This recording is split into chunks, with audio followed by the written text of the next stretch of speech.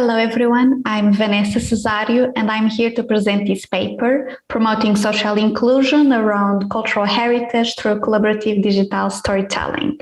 The field study I here present to you is part of the European project MEMEX, which gathers 11 partners from tech, digital and cultural sectors. Cultural heritage institutions are described as places that materialize and visualize knowledge, and their goals are to collect, preserve, and share that knowledge with the public. These institutions are slowly but surely moving away from being collections of exhibits to become dynamic centers where people can engage and empower their knowledge by discovering and challenging themselves. And storytelling has been known to be an effective way to convey ideas and beliefs. Museums and cultural heritage institutions not only tell us stories, but also build those stories through the meaning-making process in which the visitors engage. And what is MEMEX, this European project? MEMEX promotes social cohesion and cultural diversity between communities at risk of social exclusion, and at the same time facilitates encounters, discussions, and interactions between these communities.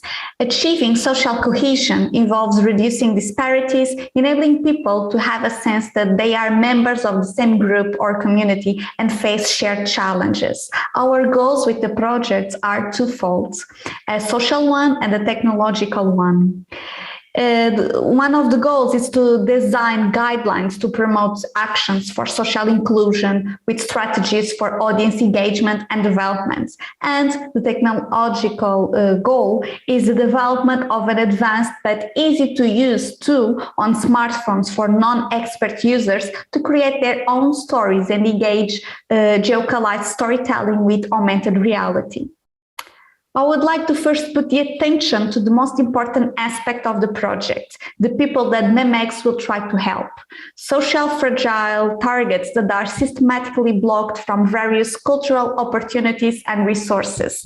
The inclusion of these communities are enabled by storytelling and artificial intelligence of the MEMEX app. One of the added value of the MEMEX project is that the app will be designed in close relation with the targeted people in order to ensure that the app will take into account the digital divides and the needs of the target audience.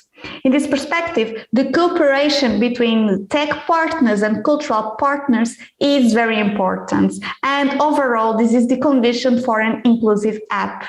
Now I'm going to show you a video summarizing the field study that we are here presenting. This field study was the first study that MEMEX conducted with users. It was without the MEMEX app because it didn't exist at that time. And it was an exploratory study to understand users and understand how they would connect with cultural heritage and how they would tell a story.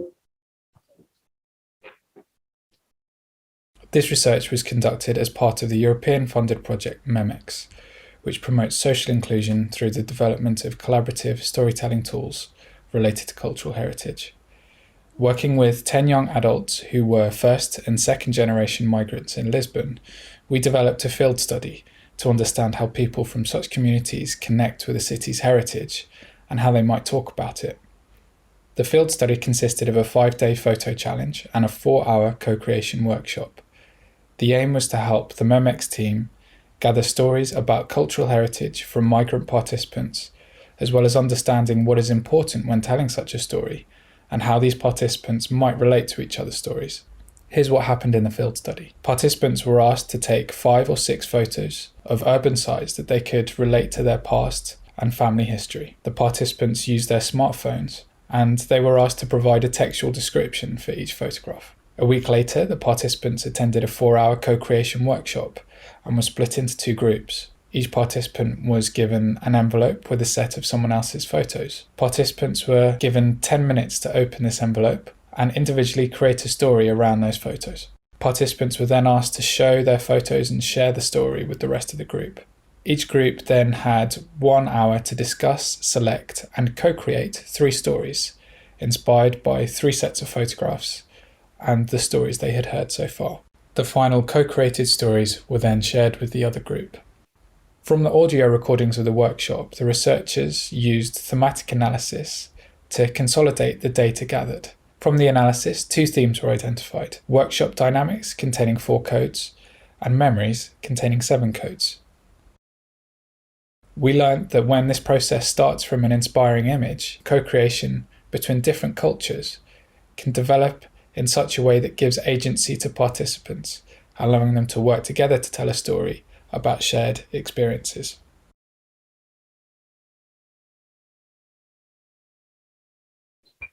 This is an example of a set of pictures and descriptions from the photo challenge. Some of the participants were very creative in order to write poems about the places, as in this case.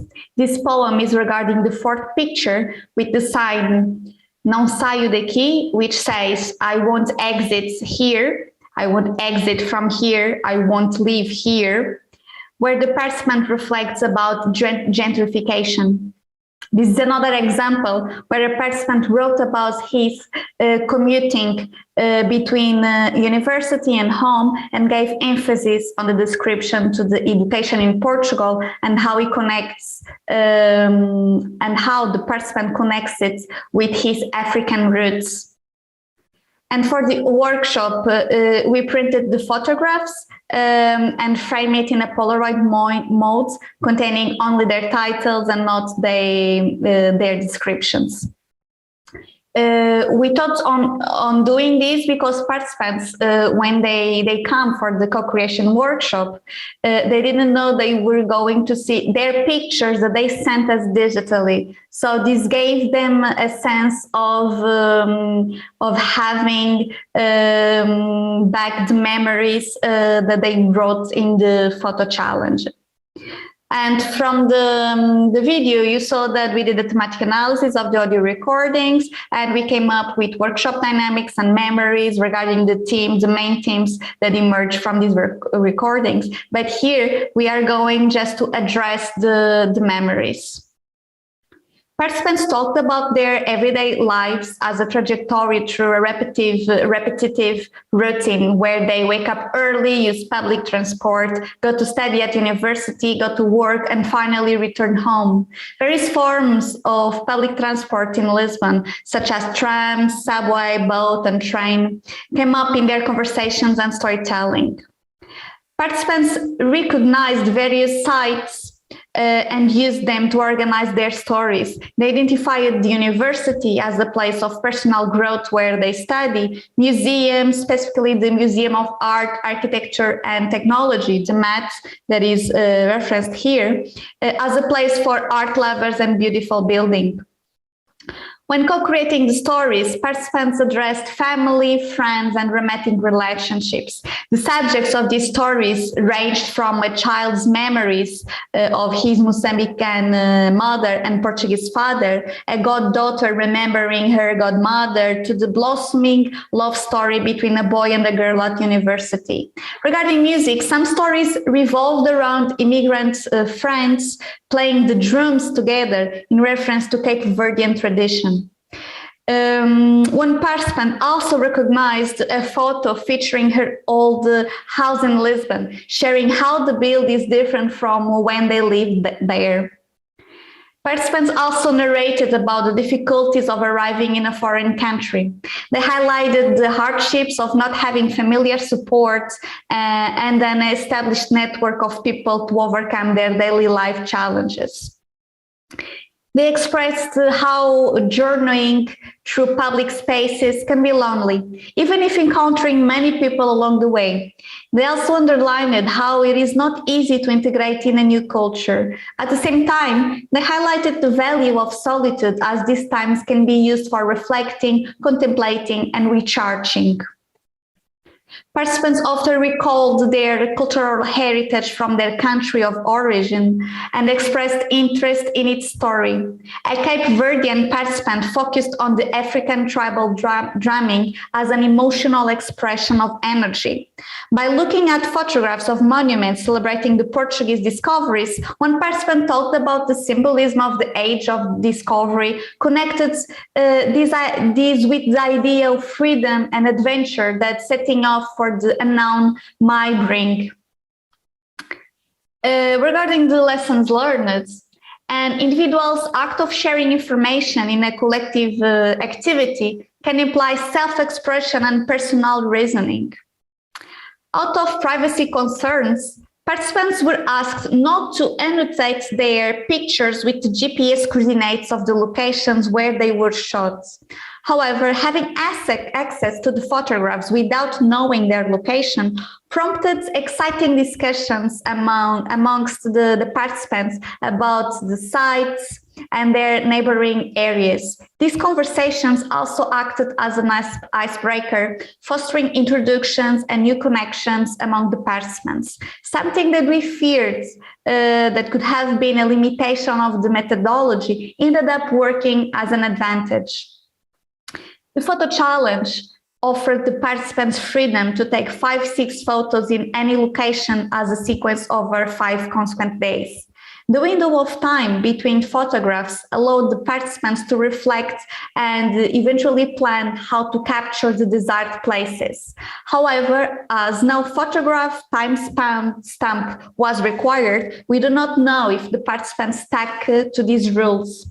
Nevertheless, the very personal, almost diaristic style of the narratives highlighted the lack of plotting or characterization, which are often considered critical to a storytelling activity.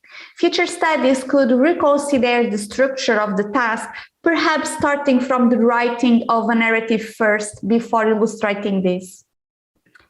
And finally, different participants took photographs from the same location, denoting an interest or relationship to essential urban sites and connections. It is important to note that when shooting the photos, participants were not asked to construct an overall narrative and connect the descriptions of each picture to the next one.